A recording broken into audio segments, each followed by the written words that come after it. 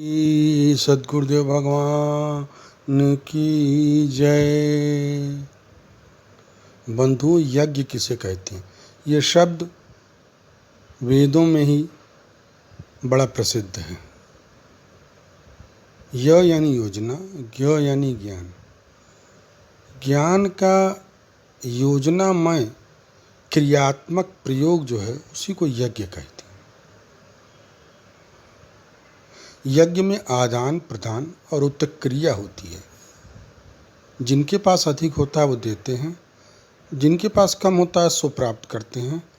और इसमें जो जजमान और इस क्रिया में जो संलग्न लोग होते हैं वो एक कठोर नियमों का पालन करते हैं। यज्ञ कामना प्रेरित भी हो सकते हैं, यज्ञ लोक मंगल के लिए भी होते हैं, आत्मोन्नति के लिए भी होते हैं। आत्मोन्नति के लिए जो यज्ञ होता है उसी को सर्वश्रेष्ठ समझना चाहिए। एक व्यक्ति जो मोक्ष के लिए पुरुषार्थ करे, माने धर्म अर्थ काम और मोक्ष, चतुर्थ पुरुषार्थ जो मोक्ष है, उस पुरुषार्थ के लिए जो यज्ञ है वही सर्वश्रेष्ठ यज्ञ है। वैसे कुछ लोगों ने भक्ति को भी पंचम पुरुषार्थ कहा है, परंतु भक्ति वस्तुतः स्वरूपता आसक्ति है। सा परम प्रेम रूपत्वात् अमृत स्वरूपच। यज्ञ के विषय में भगवान श्याम सुंदर ने गीता में 3 अध्याय में बताया है कि जितने भी भूत भौतिक शरीर हैं इनके मूल में अन्न होता है, अन्न के मूल में पर्जन्य होता है, यानी एक प्राकृतिक परिस्थितियाँ, मेघ इत्यादि, और उसके मूल में यज्ञ होता है। यज्ञ के मूल में वेद हैं और वेद भगवान की अभिव्यक्ति हैं। तो इस प्रकार से यज्ञ के विषय में भगवान श्याम सुंदर जीवन चक्र का प्रवर्तन करते हैं और उसमें यज्ञ को एक प्रधान स्थान देते हैं। यज्ञ के विषय में भगवान ने कहा है कि सर्वश्रेष्ठ यज्ञ तो जप यज्ञ है। जप भगवान के नाम का भी होता है और भक्तों के चरित्र का भी होता है। और जो मंत्रों का जप लोग करते हैं, मूल मंत्र, द्वय मंत्र, चरम मंत्र, इन मंत्रों में भी मूलतः नाम ही होता है।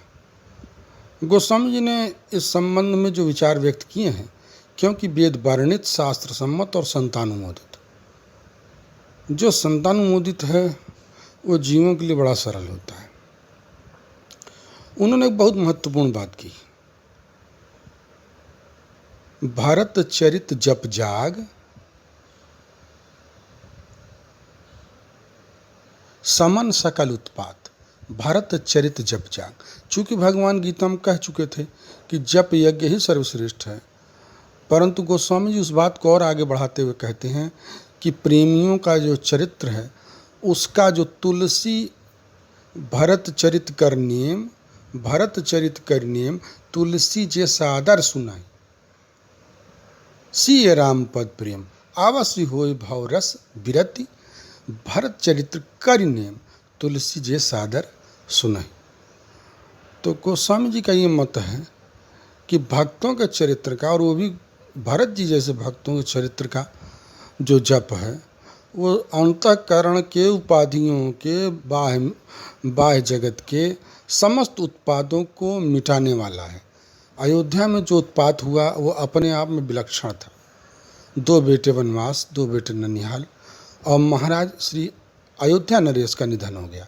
ऐसा उत्पात, ऐसा कुचक्र कभी भी किसी के घर में शायद ही हुआ, इतिहास में सुनने में नहीं आता ऐसा दुर्योग। तो इतना बड़ा उत्पात था, लेकिन भरत जी ने उसको शांत कर दिया। इसलिए भरत चरित जप जाग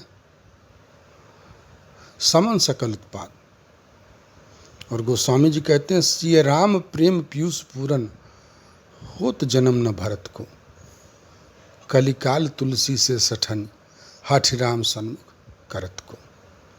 तो इसलिए भक्तों के लिए जो यज्ञ है वो भरत जी जैसे प्रेमियों का, तस्मिन तु तत्सुखे सुखित्वम, जिन्होंने अपना सर्वस्व भगवान को मानकर अपने जीवन को एक पुष्प बनाकर और उनके चरणों में न्यौछावर कर दिया है, वही वास्तव में उन चरित्रों का जप ही सबसे बड़ा यज्ञ है।